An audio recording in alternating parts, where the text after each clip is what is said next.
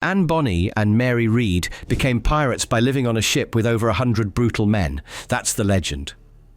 The truth: Calico Jack's crew had 14 people when captured. 14. Most pirate sloops carried 20 to 80 men in 60 feet of wooden hell. No separate quarters, no locks, no privacy.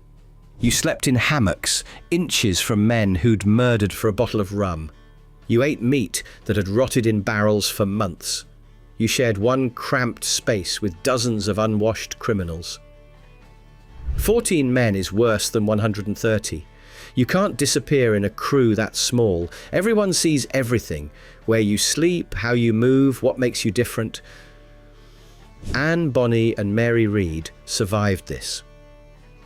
They solved an engineering problem: how to exist in a space designed to kill them.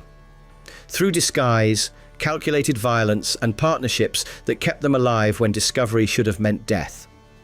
The movies show you romance and rebellion. This is how it actually worked. The number keeps growing: 30 men, 50, 100. 130 brutal pirates surrounding 2 helpless women who somehow survived through pluck and determination. Calico Jack Rackham's sloop, William, had 14 people aboard when it was captured in October 1720. 14. Most of our information about Bonny and Mary Read comes from Captain Charles Johnson's 1724 book, A General History of the Pirates, a work Johnson himself admitted read like a novel or romance. The trial transcripts confirm the women existed, that they were pirates, that witnesses described them as profligate, cursing and swearing much. The rest is folklore mixed with fragments of fact. But the number doesn't matter the way you think it does. A typical pirate sloop was 60 feet long. Most carried 20 to 80 men, depending on armament. Blackbeard's Queen Anne's Revenge needed 300 crew to man 40 cannons, but that was exceptional. The average pirate vessel was a cramped wooden box where dozens of men lived on top of each other for months. 20 men in 60 feet creates more danger than 130 in a larger ship. Forced intimacy with no escape. You can't hide in a crowd that small. Everyone knows your habits, your weaknesses, where you sleep, how you move. No anonymity, no corner to disappear into. Just proximity with men whose primary skill is violence. That's the engineering problem Bonny and Mary Read had to solve. How do we survive when there's nowhere to hide? Start with the space itself. A ship measuring roughly 120 feet by 40 feet could pack 200 men below deck. One sailor described it: the heat in this cavern 6 feet high, entirely filled with human bodies, was overpowering. Ports closed from evening to morning, no ventilation. Just the collective breath and sweat of hundreds of men sleeping on top of each other. Most crew slept in hammocks, strung inches apart or on wooden floors in communal spaces. Dark, damp, infested with rats that ate food stores and chewed through ropes. Cockroaches everywhere.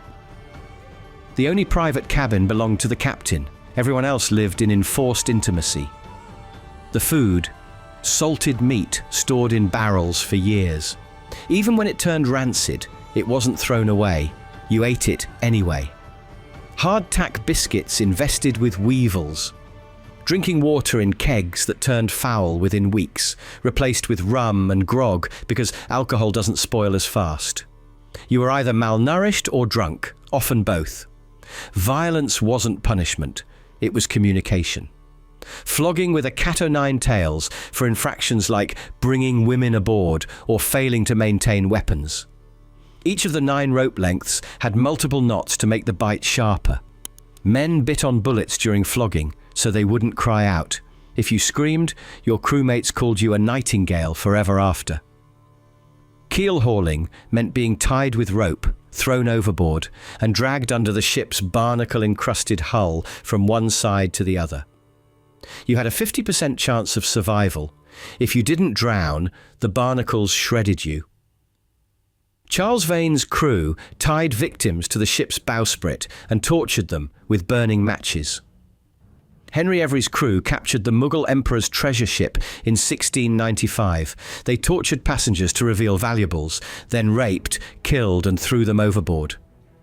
Standard operating procedure. Pirate ships were democracies in the sense that crews voted for captains and could remove them for cowardice. Democracy doesn't prevent brutality, it distributes the right to inflict it. In 1562, King Frederick II of Denmark issued a decree. Women and pigs have no place on ships. If any are found, they must be immediately thrown overboard. The superstition wasn't metaphorical. Policy backed by murder. Sailors believed women angered the sea gods, causing storms and violent weather. In one medieval incident, a crew sailed with several female passengers when a storm hit. Remembering the superstition, they threw all the women overboard. More than 60 drowned. The crew perished anyway, but they died believing they'd done the right thing.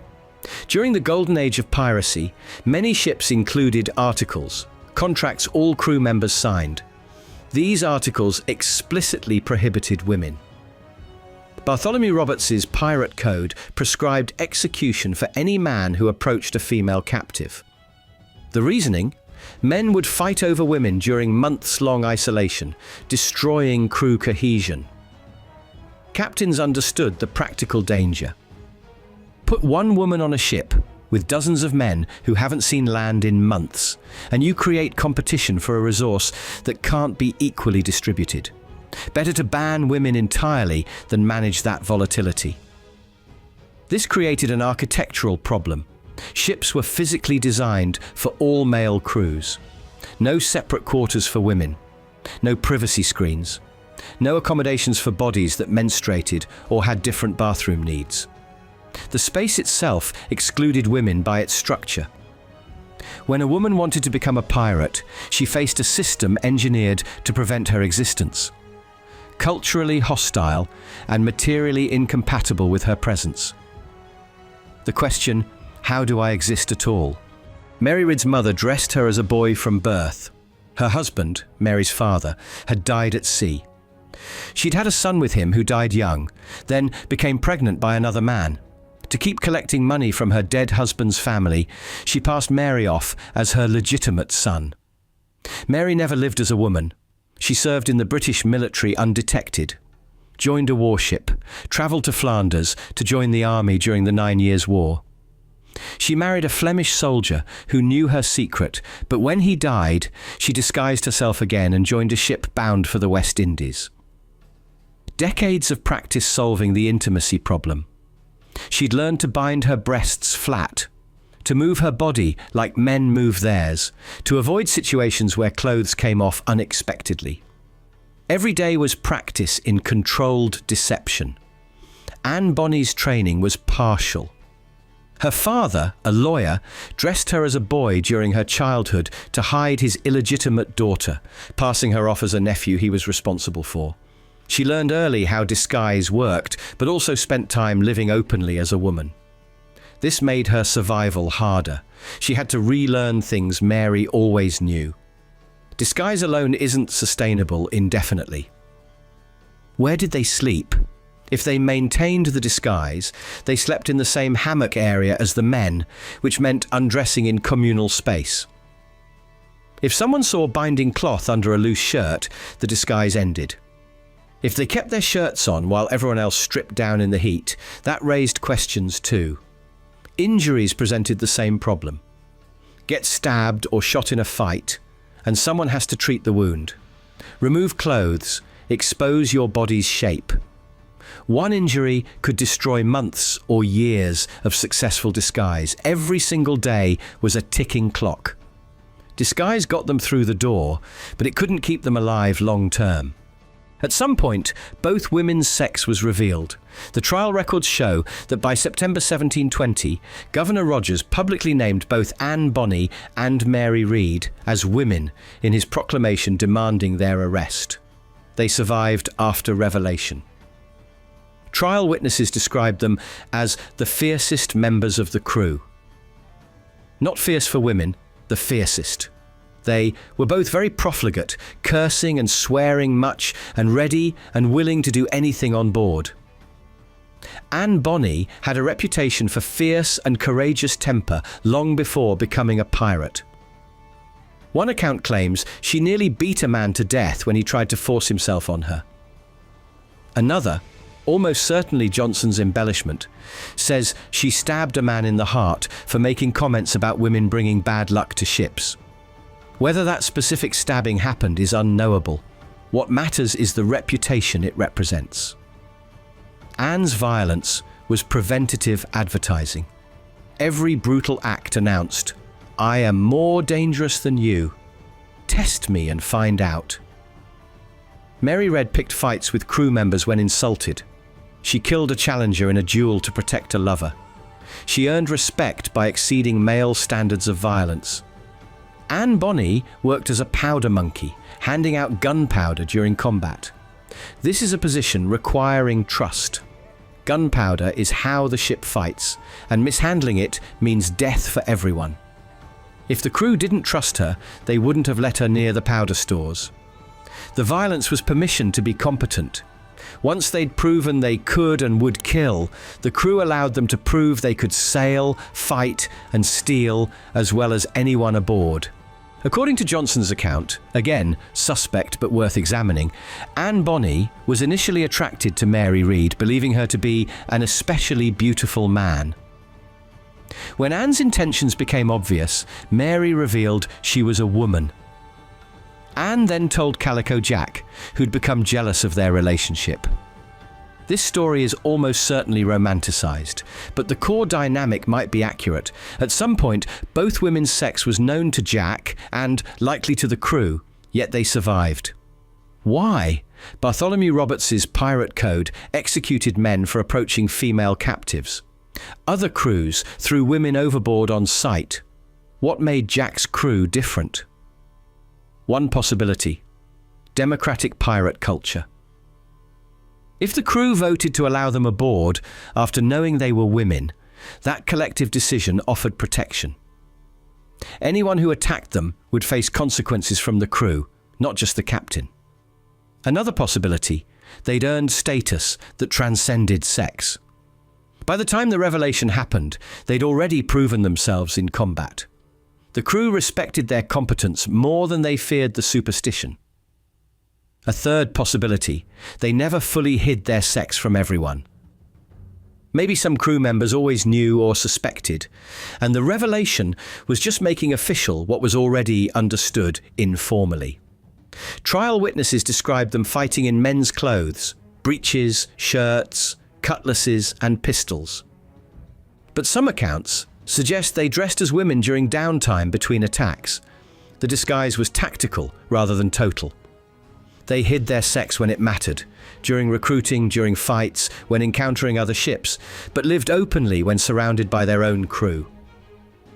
Strategic revelation: controlling who knows what, when. Disguise gets you in. Competence gets you tolerated. Violence gets you respected. Selective transparency builds the specific alliances you need to survive. The partnership between Anne and Mary matters here. Two women watching each other's backs is stronger than one woman alone. They could coordinate, cover for each other, verify each other's stories. If one was questioned, the other confirmed her version. If one was threatened, the other intervened. They survived as a unit. October 22nd, 1720. Midnight. Calico Jack's sloop. William anchored off Point Negril, Jamaica. The crew had been celebrating. They'd captured a Spanish commercial ship earlier and spent the night drinking. When Jonathan Barnett's royal schooner attacked in darkness, 12 men were too drunk to fight. They hid below deck. Only Mary Read, Bonny, and one other man remained above to defend the ship. Mary was furious. She leaned over the hatch and yelled down to the men hiding, "If there's a man among ye, you'll come up and fight like the man ye are to be." When they still didn't come up, she fired her pistol into the hold. She killed one of her own crewmates, not accidentally, but deliberately. punishment for cowardice. The men who'd spent months performing masculine dominance through violence and drinking were hiding drunk below deck. The women who'd spent months proving they deserved to be there were fighting sober above, and Anne Bonny and Mary Read lost anyway. 3 people can't hold off a coordinated boarding party. They were captured, along with Jack and the rest of the crew. At trial, Jack and the other men were quickly convicted and sentenced to hang. Jack was executed November 18th, 1720. Before his death, Anne was allowed to visit him once. Johnson claims she told him, "I'm sorry to see you here, but if you had fought like a man, you need not have been hanged like a dog." The women were tried separately on November 28th, 1720. Guilty of piracy, sentenced to hang. But both women pleaded their bellies, claiming pregnancy. Under English common law, pregnant women received a stay of execution until after giving birth. Their last strategic move, using their biology, the same biology that had nearly gotten them killed, as a legal defense. The system that excluded women also protected pregnant women from immediate execution. They exploited the contradiction. Mary Read died in prison from fever in April 1721. There's no record of a childbirth, suggesting she died while pregnant, or that the pregnancy claim was a legal tactic that bought her a few extra months. Anne Bonny disappeared from the historical record. There's no execution record, which likely means her father, a wealthy plantation owner, used his influence to secure her release. Records from Charleston, South Carolina, suggest she returned there, gave birth to Rackham's child, and on December 21st, 1721, married a respectable man named Joseph Burleigh. She had 8 more children and lived to age 84, dying April 25th, 1782. She survived.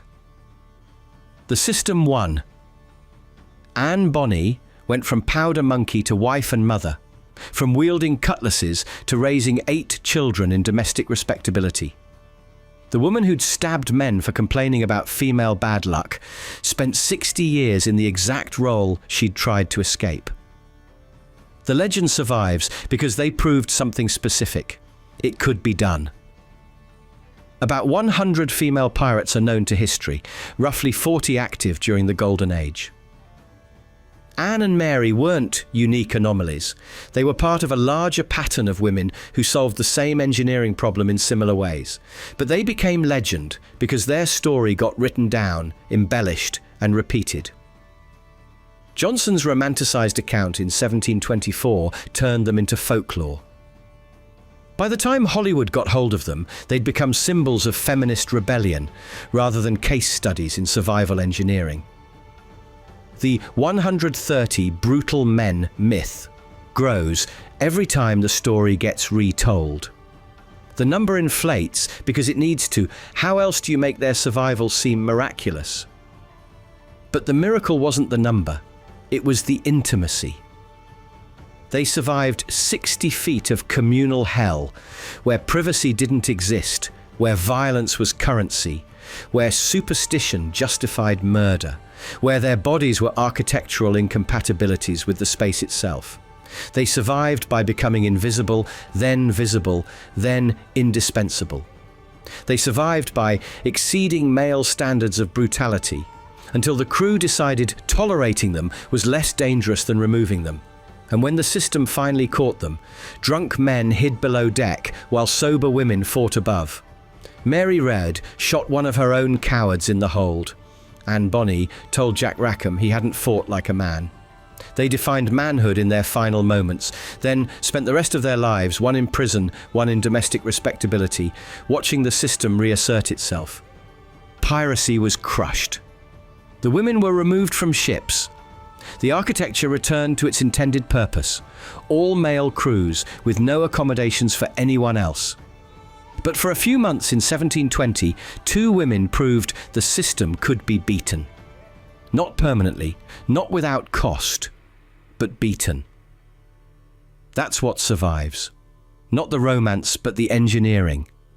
The cold calculation of how to exist in a space designed to exclude you, the violence necessary to purchase safety, the partnerships required to watch your back. The strategic revelation of truth only when it serves you. The legend says they conquered the seas. The truth is simpler and harder. They survived them. There's a detail the trial records preserve. When Bonny visited Jack Rackham in his cell before execution, she looked at the man she'd sailed with, fought for, borne a child with, the man who'd hidden drunk below deck while she fought above. If you had fought like a man, you need not have been hanged like a dog. Then she walked out. She was 22 years old. Mary Reed died in a Jamaican prison at maybe 30, fevered and pregnant, in a cell probably smaller than the ship's hold she'd defended. Bonny lived to 84, 8 children. 6 decades of domesticity in Charleston, the same conventional life she'd risked everything to escape. She proved you could survive in a space built to exclude you. Then that space swallowed one woman and spat the other back into the world she'd fled. The legend remembers the fighting. Bonny lived the epilogue. 62 years proving that survival isn't the same as winning. That escaping one cage doesn't mean freedom if they just build you a prettier one when you're done. She fought like a man. She survived like a woman. She died respectable.